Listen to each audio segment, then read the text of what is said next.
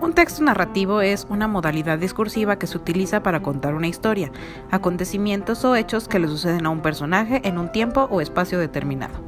De acuerdo a la narratología, existen diversas partes que veremos a continuación. La estructura retrata la forma en que es contada una historia. La manera tradicional presenta primero el estado de equilibrio. Forzosamente este equilibrio se rompe con la presencia del antagonista. Los personajes deben tomar conciencia de esta ruptura y reaccionar a ella, de modo que la intenten arreglar una o varias veces. Finalmente, hay dos opciones: se vuelve al orden original o se acepta el nuevo orden establecido. Es importante notar que esta estructura no es fija. El orden puede cambiarse, pueden quitarse elementos o pueden repetirse. Aunado a lo anterior, existen dos tipos de inicio distintos.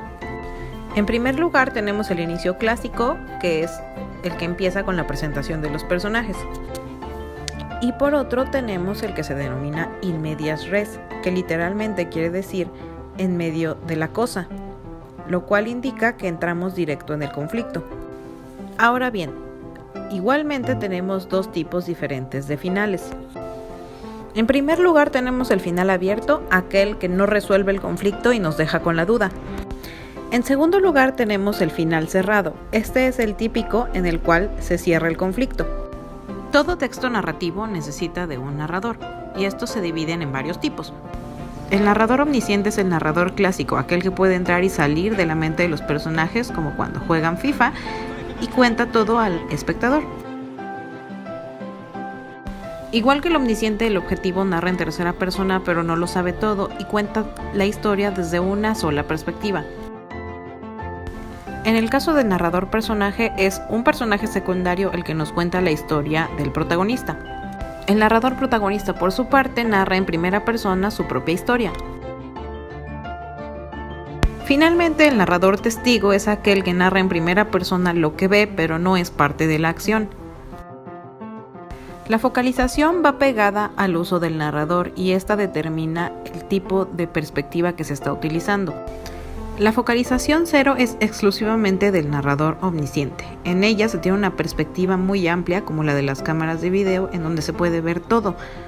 La focalización fija, como su nombre lo indica, señala que solo se cuenta desde un solo punto de vista y no se va a cambiar. Por el contrario, la focalización múltiple o variable nos indica que nos van a contar la misma historia desde distintos puntos de vista. La focalización interna o externa va a depender del tipo de narrador. La interna se da con narradores personaje o protagonistas y la externa con el testigo. La construcción temporal va a depender del uso del tiempo en la narración, es decir, cómo está contada la historia. El tiempo lineal es aquel que empieza del inicio al final. El tiempo invertido es el que cuenta la historia en sentido inverso, empezando por el final. El tiempo cíclico se muestra cuando una historia se repite infinitamente o cuando una narración regresa al inicio de la misma. Finalmente tenemos el tiempo fragmentario, este es cuando una historia se cuenta en forma desordenada. Además de la temporalidad, también existen recursos temporales. Estos son una especie de adornos que hacen más compleja la trama. La elipsis marca un brinco en el tiempo hacia adelante. La analepsis es más conocido como un flashback, es decir, un recuerdo que se inserta dentro de la narrativa. El ralenti es ese recurso cuando se alenta la narración porque van a dar más detalles o para crear tensión. La prolepsis es un recurso en el que en una narración cronológica se dan indicios de un evento futuro que intrigan al lector y lo invitan a seguir participando.